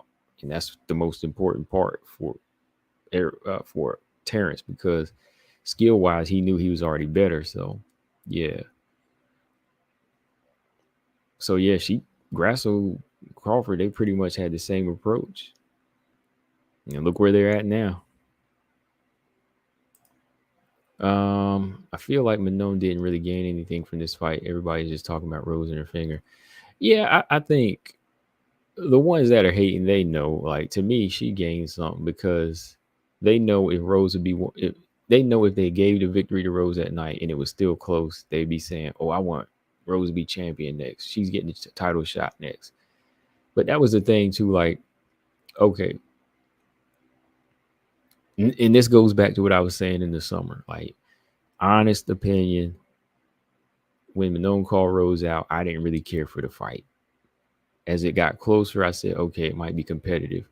But keeping it 100, like I said before, in the very beginning, Manon and Aaron should have been that fight.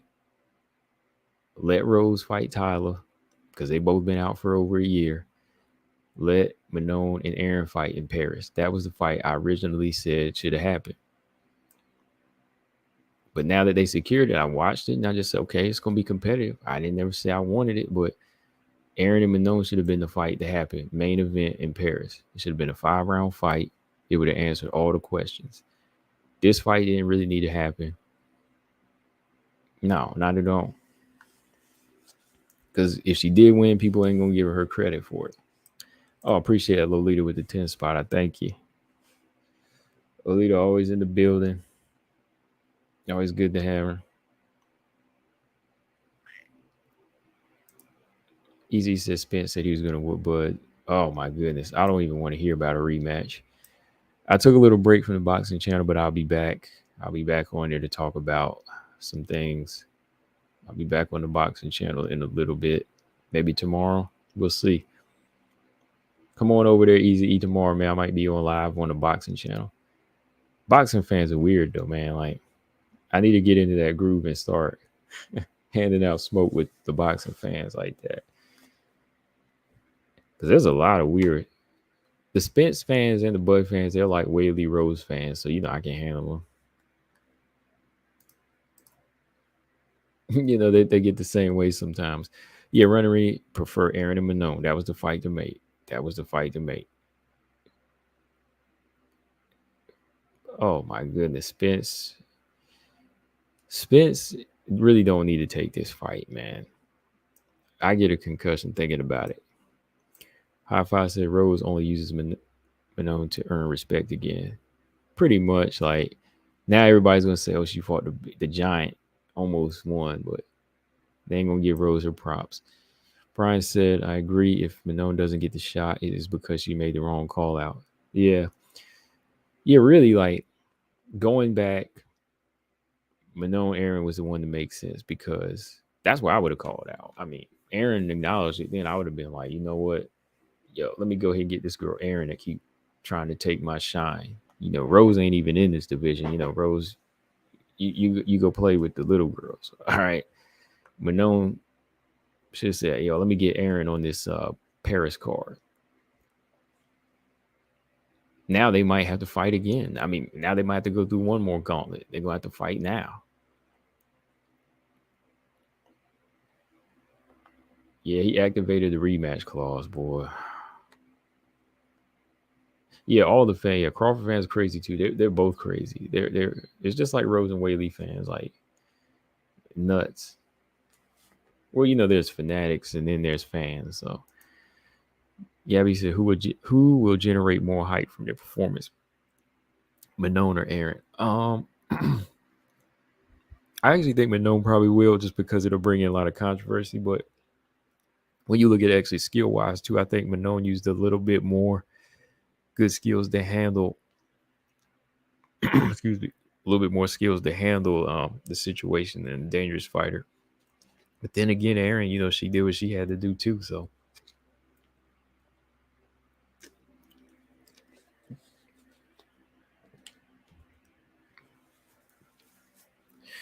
I mean, what do y'all think, honestly? Like, for the people that are in here, like, would y'all want to see Manon and Aaron fight? Like, let me ask let me ask you, Brian. Do you think Aaron and Manon need to fight now to decide, or do we just pick one? Or does the UFC just pick one?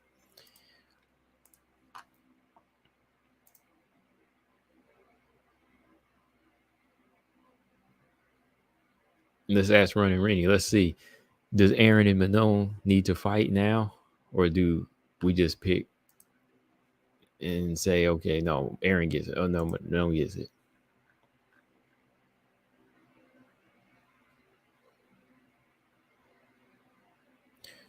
I'm looking at the community post. Yeah, Manon and Aaron need to fight for it. Yeah, it's winning right now. And 40% think Aaron deserves it. 19% think Manon deserves it. Dang. They really hate the fact that she beat Rose right now, huh?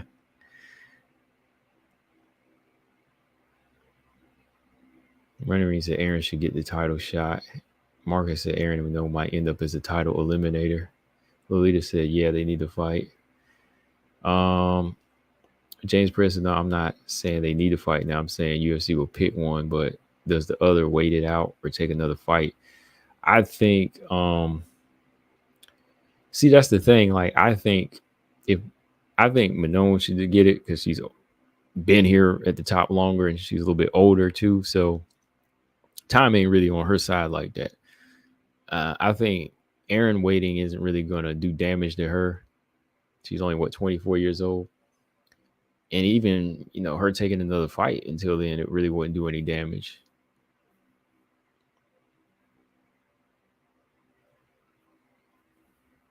That's just I think. I mean, I think in that order, when you look at who could really who who's been there a little bit longer at the top and who,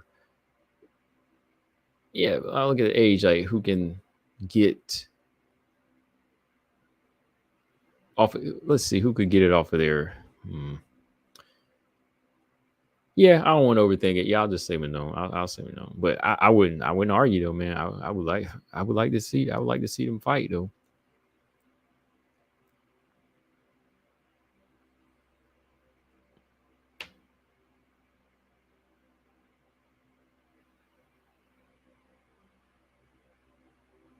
Yeah, she was supposed to get the shot anyway. Yeah, that's what I say. Like Aaron, I think Aaron, still could grow a little bit. I mean, if she got it, fine, I'm cool with that. But I'm just saying, like when I look at age wise and who was there first, and off of the legitimacy of the win, where I said I think Manon deserves a shot, but Aaron had an argument. If Valentina wins, they may do a trilogy. If that happens, Aaron versus Manon has to happen. Yeah, I think so. Yeah, yeah. If they do a trilogy, then they're going to have to fight. And I think they should do a trilogy. Honestly, I think if Valentina wins the belt and Grasso still wants it, and Grasso is not shook, then I think that a rubber match would be in the making. That depends, like too, if it's a competitive fight. Like if Valentina wins a decision in a hard fought way, then they might have to run it back. But if like Valentina goes in there and starches Grasso, then maybe we could jump on to another fight.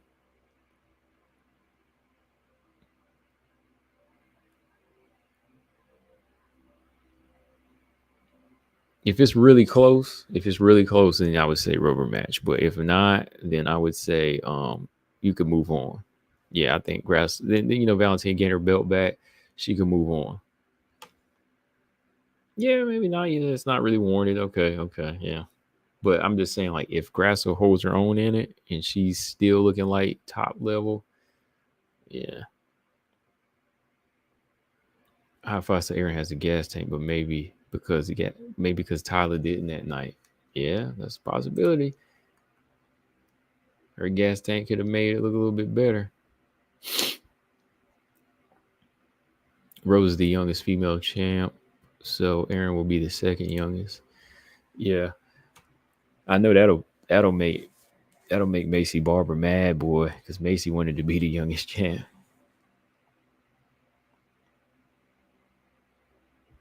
Yeah, right, Gabby. They did it for Figueredo and Marino. Yeah.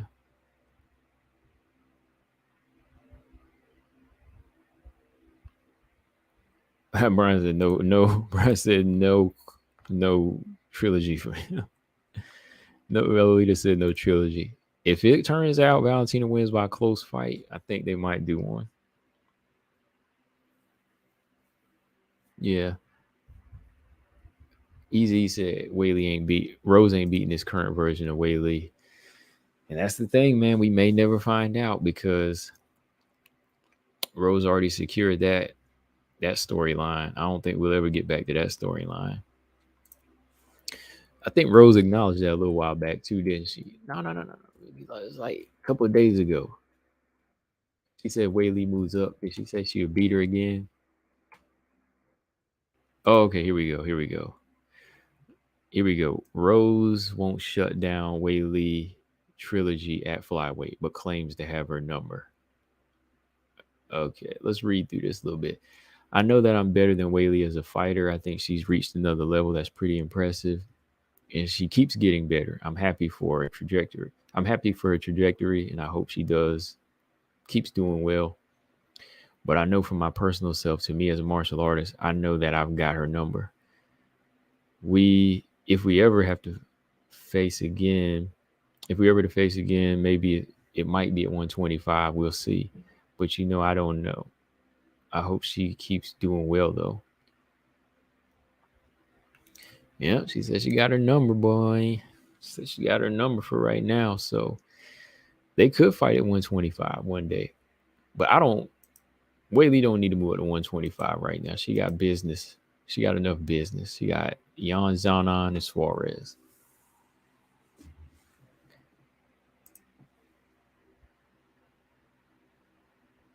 High five to have a class later. See you when I see y'all. Stop this Aaron hype trading voicing. See you later. High five. Gabby said, but I think the women's flyweight division has a lot of contenders, newcomers that are just coming up to the UFC or just move on. Yeah.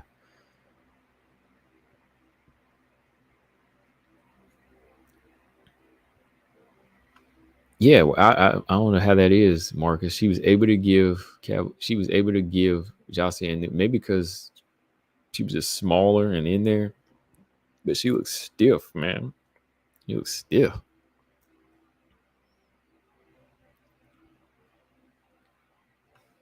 Yeah, them fighting at 125, I think it would have to make sense. Like how somebody would have to have the belt. I think like Whaley or Rose would have to have the belt at 125, and I think if had Rose won Saturday, she probably could have put herself in a position, and hope Grasso to win because I don't think she beating Valentina. So she beats Grasso. Whaley might want to move up and get that rubber match, but I think right now that's off the table. Rose should have went back down to 115 and stopped Whaley again if she thinks she would. At 125 proved to be confusing. Was never the move to make, in my opinion. Yeah, I didn't either. Like, I must have misheard something because I thought she said she had rough weight cuts. But when I heard the interview and some people told me, they had said that she said she never had rough weight cuts. So I'm like, if you never had rough weight cut, then why move up? So Lolita said she can't make 150. Okay, so she can't. See, the audio on mine must have been off. Like that's what I thought I heard. I thought maybe I heard she doesn't want to fight at 115 anymore, but I might have misheard that she had rough weight cuts. But if she has rough weight cuts, then why? If she doesn't have rough weight cuts, then why move up? I mean, maybe it's like I said, a boredom thing, but still, I mean, bored. Shoot, hey, you went to 125, you better be really, really ready to go. Though, don't matter if you boredom get you hurt in there. You move up just because you're bored. I mean, you move up to this division, it's a different thing. But anyway, y'all, that's it for me tonight. This was a good show, good long show. It's about almost 2 hours. Like I said, this talk show I had to do live. So yeah, make sure you subscribe here to the YouTube channel. And this show, y'all hear me talking about y'all's comments. It'll be on all these other platforms too, where I post it up at. So yeah, I'm out, but I will catch y'all on tomorrow. So shout out to everybody in the chat. Hit the subscribe and the like, and I'll be back with another one. I'm out, y'all. Peace.